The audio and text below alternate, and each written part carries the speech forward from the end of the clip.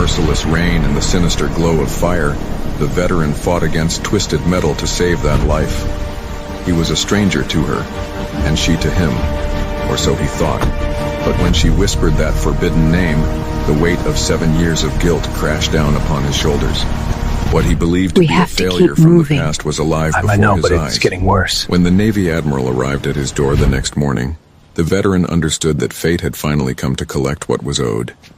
Where are you watching this story from? These documents are critical. You must review them immediately.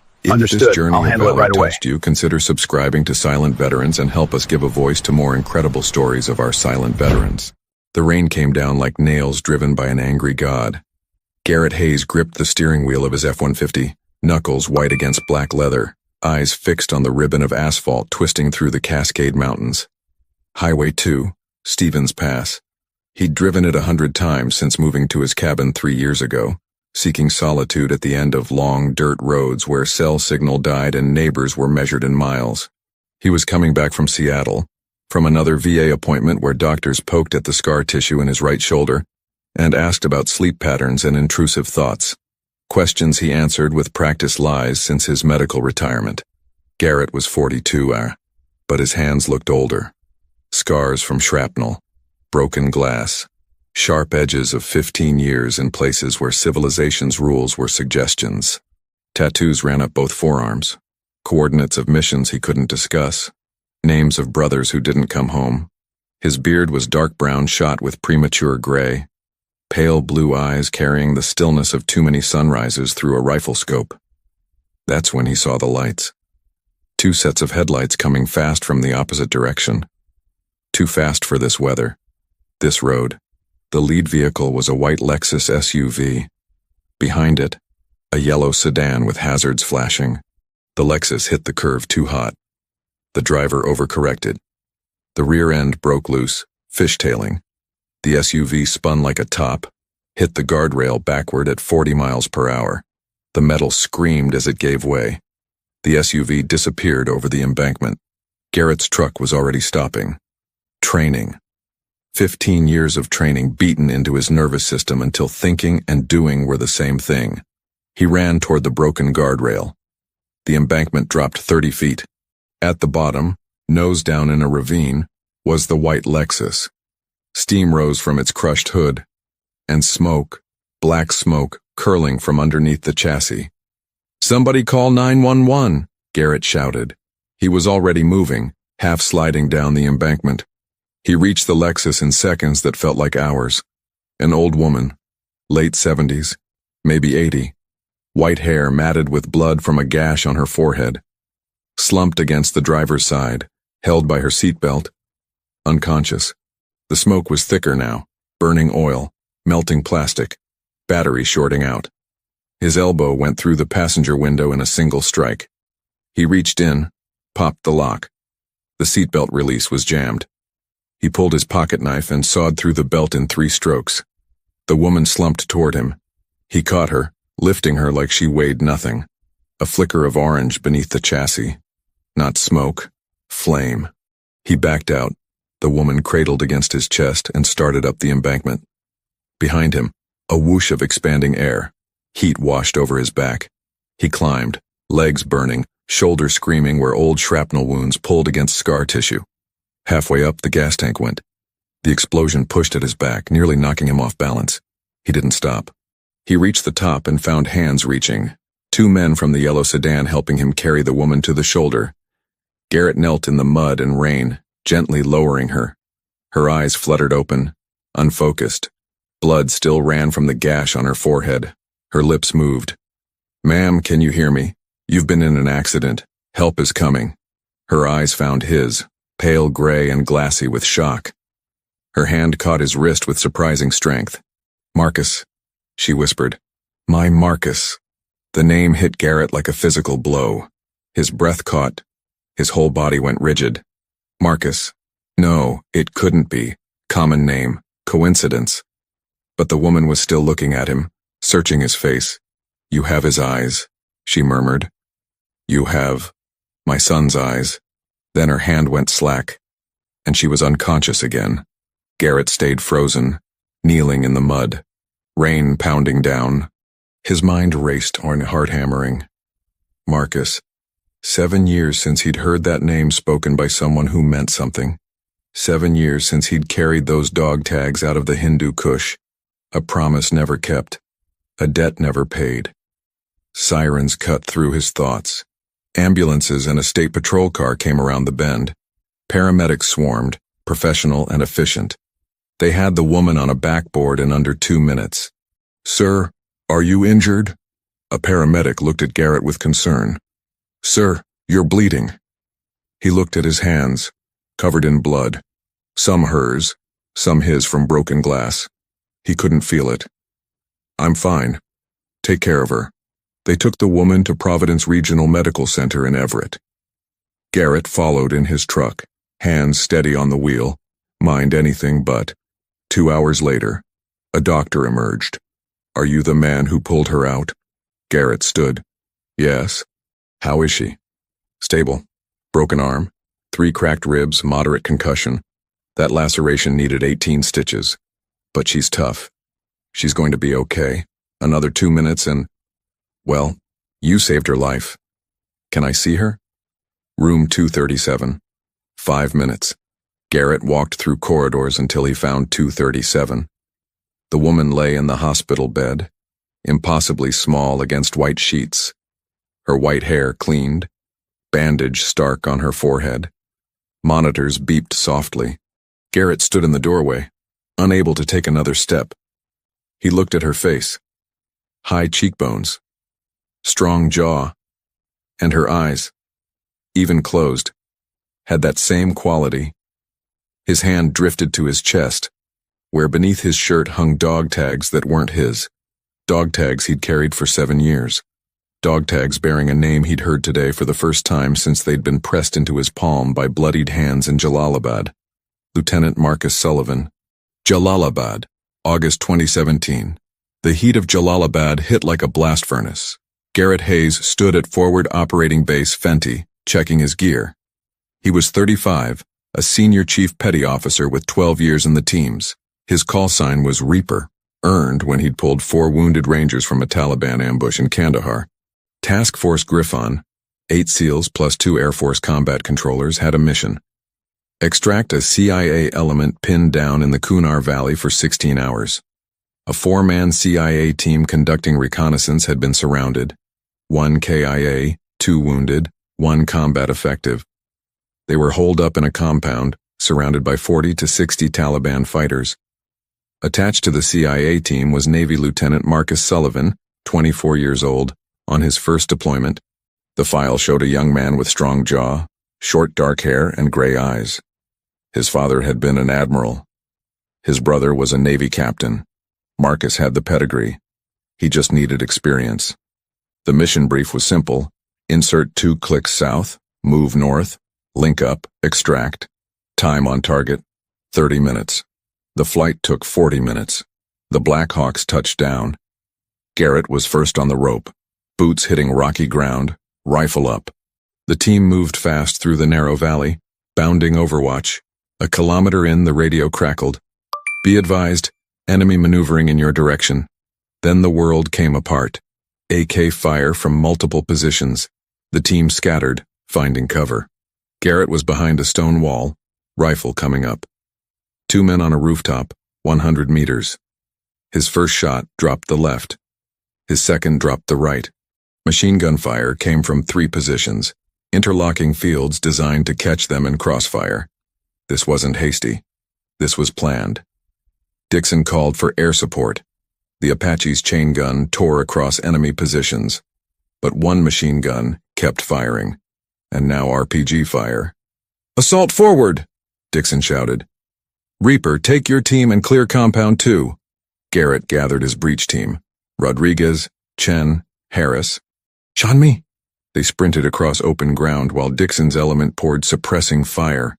Bullets kicked up dirt. Something tugged Garrett's sleeve, a round passing close. He didn't slow. They hit the compound wall. Chen slapped a breaching charge on the door. The charge blew. They flowed inside. 2 rooms, ground floor. Harris's machine gun roared. Stairs. 2nd floor. Garrett's rifle barked twice. Clear! The firefight guttered out. Taliban fighters melted away. Everyone was alive, but Chen had taken shrapnel, Rodriguez's arm bleeding. Mongoose, Griffon. We're at Compound 2. What's your status? Still pinned. 10 to 15 fighters in Compound 4, 50 meters from our position. Garrett looked at Dixon. I'll go. Give me 2 men and covering fire. They moved out, bounding forward while Dixon's element unleashed hell. They covered 200 meters. The last 50 were worst. Enemy fire converging. Garrett felt something tug his shoulder, felt warmth spreading. But the compound door was there. Garrett hit the door with his shoulder. Inside, cordite smell, blood, spent brass, 3 men with 1,000-yard stares and weapons pointed until they recognized American uniforms. The 4th man was propped against the far wall. Lieutenant Marcus Sullivan, left leg wrapped in bloody bandages, uniform torn, but eyes clear, and hands steady on his rifle. Can you walk? Garrett asked. Marcus tried to stand, gasped, sat back, not without help. Harris, Rodriguez, take the CIA operators. I've got the lieutenant. Garrett got under Marcus's arm, taking his weight. This is going to hurt. Everything hurts. What's your name, Chief? Hayes. They call me Reaper. Good call sign. You look like death. Garrett laughed. Kid, if I'm death, you're the lucky son of a bitch who gets to walk away. They made it back. The extraction was chaos, medics working, helicopters inbound. Garrett sat against a wall, finally noticing his shoulder bleeding steadily. Marcus was on a stretcher, IV running, face pale. He saw Garrett and beckoned. Garrett knelt. Hey, Reaper. I need you to do something. Marcus fumbled at his neck, pulled off his dog tags, pressed them into Garrett's hand. Or if I don't make it, you're going to make it. Listen, if I don't make it out of this deployment, give these to my brother, Rear Admiral David Sullivan, Pentagon. Tell him I was thinking about Mom. Tell him I died doing the right thing.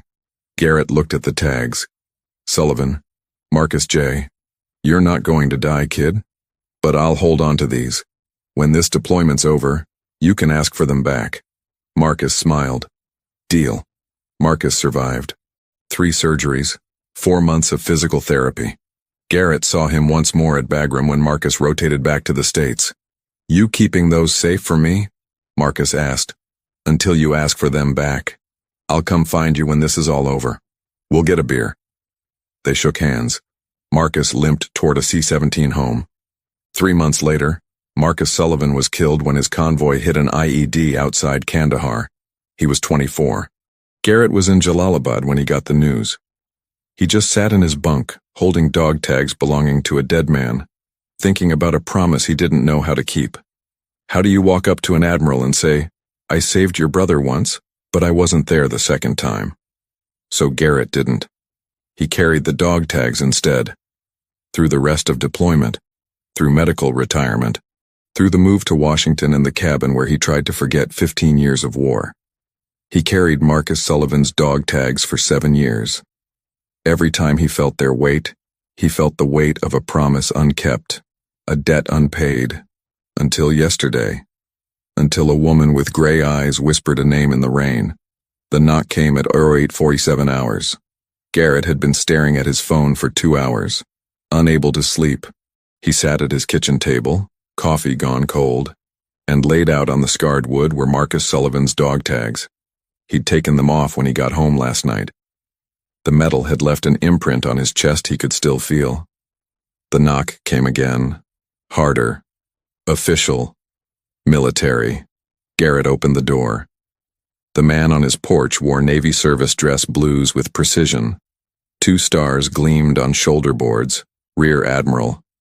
His face lined with weariness, his eyes red-rimmed, tracks on his cheeks from recent tears. But it was his eyes that stopped Garrett cold. Gray eyes, the exact shade as the woman in the rain, as the young lieutenant 7 years ago. Senior Chief Hayes. I'm Rear Admiral David Sullivan. You saved my mother yesterday. The words hung between them. Garrett's hand tightened on the doorframe. Sir, how is she? She's alive. going to make a full recovery. Because of you. David's eyes searched Garrett's face. May I come in? David entered and stopped. His eyes went to the kitchen table where the dog tags lay gleaming in morning light. David went still. His breath caught. He crossed the room, picked up the dog tags with trembling fingers. These are Marcus's. He turned them over, reading the inscription. He looked up at Garrett. You're him. You're Reaper. Garrett nodded. Marcus talked about you. In his letters, he said you were the toughest man he'd ever met. Said you carried him through hell. David's hand tightened around the tags. He said you were death-walking, but the kind that saved lives. I wasn't there when it mattered. 3 months later, that IED. Stop. Don't you dare. You gave my brother 3 more months. 3 months where he wrote letters. Called home. Was alive instead of dead on that mountainside. David's composure broke. He sat heavily, still holding the tags, and wept. Deep, wrenching sobs from profound pain. After an eternity, David pulled himself together. He wiped his face, looked at Garrett with raw eyes. I need to tell you something about my mother. Yesterday, he stood, began to pace. My mother lost my father 10 years ago. Cancer. She held it together. Then Marcus died, and something broke. She couldn't go to the funeral, couldn't look at his picture. For 7 years, she's been living like a ghost. David turned back. Yesterday was the first time she'd left her house in months. She was driving to Arlington National Cemetery, to Marcus's grave. She'd finally found courage to say goodbye. His voice dropped, and she almost died doing it. Garrett felt something twist in his chest. When I got the call, they gave me your name. I looked you up, ran your service record. Your files redacted to hell. But what I could see, I recognized SEAL assignments that lined up with Marcus's deployment. The call sign Reaper. And I knew. He held up the dog tags. I came to thank you for saving my mother. But now I realize you've been carrying my brother's tags for 7 years, living with the weight of not keeping a promise. David's voice gentled. Why didn't you bring them to me? Because what was I supposed to say? I saved your brother once but wasn't there the second time. It wasn't your fault. I should have been there. You can't be everywhere. I'm his older brother. I talked him into joining the Navy. I was sitting in an office when he was bleeding out. You think I don't know about guilt? Silence except for breathing. 2 men drowning in the same loss. David sat. Marcus wrote me a letter. Before that last mission. I keep it in my desk. I've memorized it. He closed his eyes, reciting, Dave, if you're reading this, I screwed up and ran out of luck. Don't be mad. Every day since the Kanar Valley has been a gift. Reaper gave me that. He carried me when I couldn't walk. Whatever happens next isn't on him. Tell Mom I love her. And if you ever find Reaper, tell him thanks. Tell him he saved me in more ways than one. David opened his eyes, swimming with tears. You didn't fail him. You gave him time. The IED was random, wrong place, wrong time. But the months before, those were because of you. I should have given you the tags. You're right, but I understand why you didn't. Survivor's guilt is hell. He stood, held out the tags. These belong to my mother now. That's what Marcus wanted. But I need you to come with me. She's been asking about you. When I told her your name, that you were Reaper, she started crying and said Marcus's angel. I'm nobody's angel. That's not for you to decide. My mother is alive because of you. My brother had 3 extra months because of you. You don't get to decide, that doesn't matter. He released the tags. I almost lost her yesterday. And you stopped it. His voice broke. You gave her back to me. How do I thank you for that? You don't need to. No, that's wrong. Most people would have driven past. You went down that embankment into a burning car. That's not what anyone would do. That's who you are. David stepped forward and pulled him into a tight embrace. Thank you. For my brother. For my mother. For giving my family more time. When David pulled back, both men were crying. Come with me. Please. My mother wants to meet you, and I think you need to see that the promise you made to Marcus, you did keep it. Maybe not the way you planned, but you kept it. You saved his mother. That's what he would have wanted most. Garrett looked at the dog tags, metal that represented failure and guilt and a debt he thought could never be paid. Okay, I'll come. They drove to Seattle. David explained he'd dropped everything at the Pentagon when he got the call, caught the first flight west. They arrived at a modest house. David led Garrett to a bedroom where Maggie Sullivan sat propped up in bed, arm in a cast, bandage on her forehead, but eyes clear. When she saw Garrett, her face transformed. Recognition sparked. She smiled. You're the one from the storm. Ma'am, I'm glad you're okay. Sit, please. Let me look at you. Garrett sat. Maggie studied his face intently. David told me who you are, that you were with Marcus, that you saved him. Yes, ma'am. He talked about you, in his letters. Said you were the toughest man he'd ever met. Said you carried him through hell, her voice steady, but eyes wet. Said you were death-walking, but the kind that saved lives.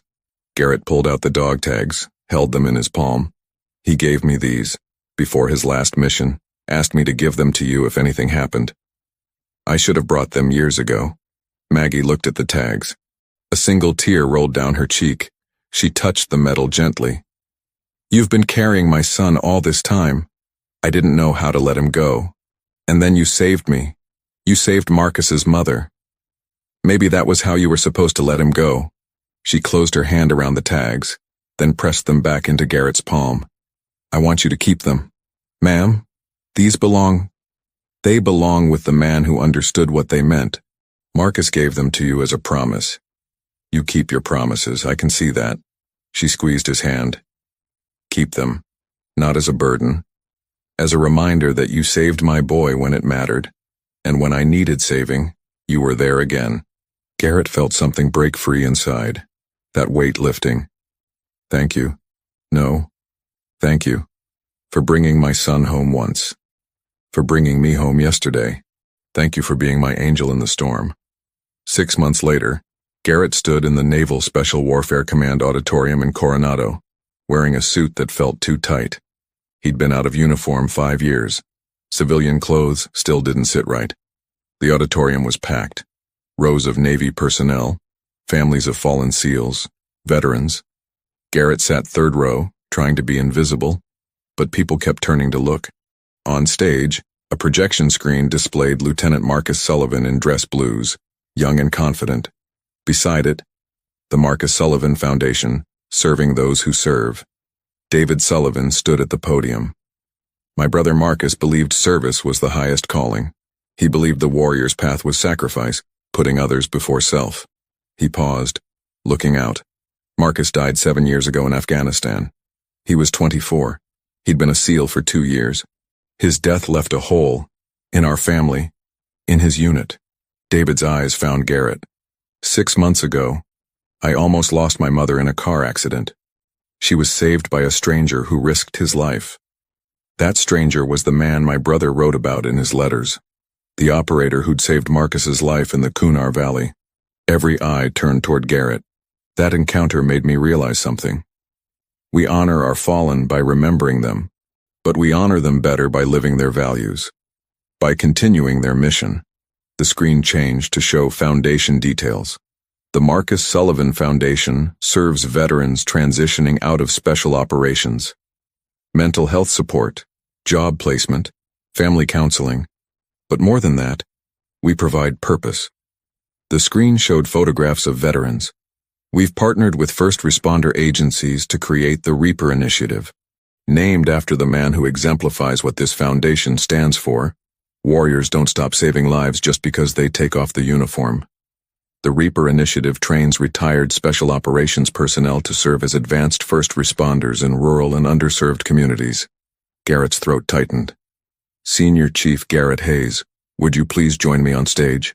Applause. Garrett stood, walked to the stage, stood beside David. Chief Hayes has agreed to serve as lead instructor for the Reaper Initiative.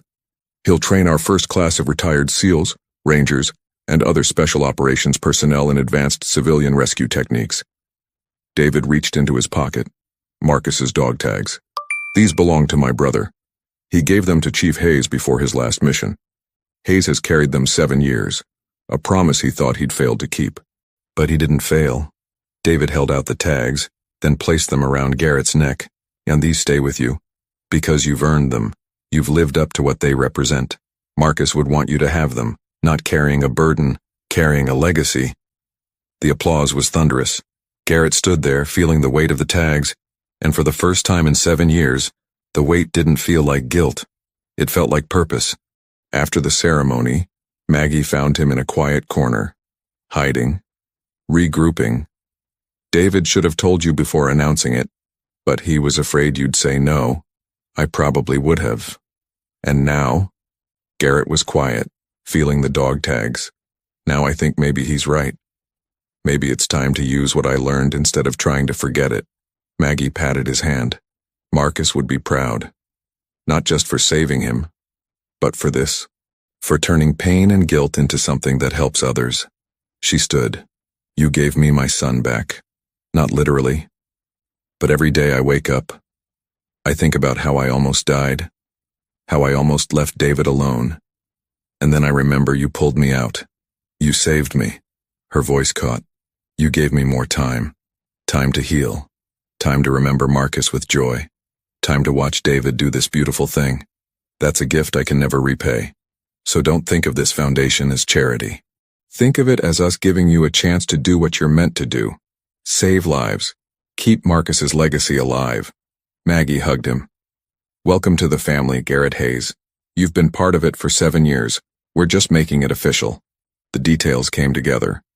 The Reaper Initiative, based in Colorado Springs. Garrett would train 4 classes a year, 20 students per class. Technical rope rescue, wilderness medicine, high-angle vehicle extrication, but more. How to transition from warrior to guardian, from killer to protector. The first class started in September. 20 men and women, all with at least 10 years in special operations, all struggling with civilian transition. On the first day, Garrett stood before them. Most of you know my call sign, Reaper. Some think it's because of how many bad guys I killed. It's not. It's because I harvested the living from the jaws of death. He paused. That mission doesn't end when you take off the uniform. There are people who need someone to run toward the fire. People trapped in cars. Hikers lost in mountains. Kids drowning. And most of the time, help is too far away. Garrett pulled out Marcus's dog tags. These belong to Lieutenant Marcus Sullivan. He gave them to me before he died. For 7 years, I carried them like a weight, like a reminder of failure. But 6 months ago, I learned they weren't about failure. They were about legacy. He put them back under his shirt. That's what this program is. You're going to learn how to be the person who shows up when seconds matter. How to save lives with the same precision you used to take them. A former ranger with a prosthetic leg raised his hand. Chief, what if we fail? Garrett met his eyes. Then you fail, and you carry it, and you show up the next time anyway. Because that's what warriors do. We don't quit because the mission is hard. We keep fighting. We keep showing up. He smiled. And sometimes, if we're lucky, we succeed. And that one success makes every failure worth it. The training was brutal. Garrett pushed them through scenarios that left them exhausted. He taught them to climb into burning cars, rappel down cliffs, perform emergency medicine with limited supplies. He taught them to read weather, assess structural stability, make split-second life or death decisions.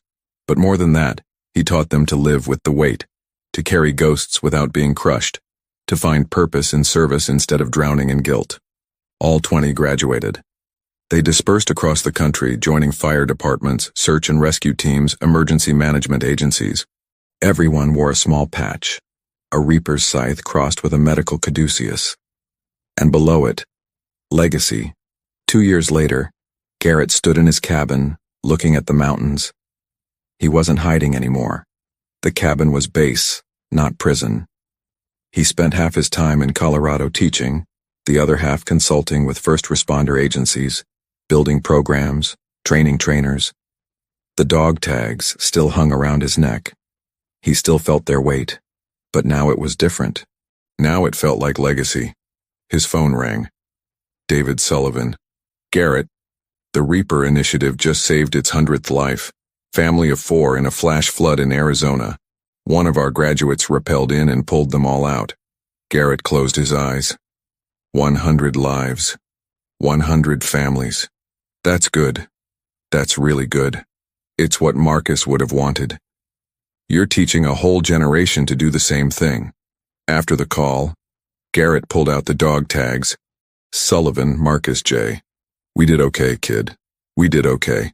That evening, as sun set over the mountains, Garrett sat on his porch and thought about legacy, about how the things we do ripple outward, about how saving one life can change hundreds more. Marcus Sullivan had died at 24, but his legacy lived on. In his brother's foundation, in the trained men and women, in the lives saved, and in one retired SEAL who'd learned you could carry the weight of the dead without being buried by it, that you could honor the lost by saving the living. That legacy wasn't about what you'd done, but what you made possible for others to do. Garrett touched the dog tags, feeling the weight that had become part of him. Thank you, he said to the mountains, to the ghost of a young lieutenant who'd taught him that being death-walking didn't mean taking lives. It meant refusing to let death take them. The next morning, Garrett received an email from Maggie Sullivan. Dear Garrett, I visited Marcus's grave yesterday, first time in months.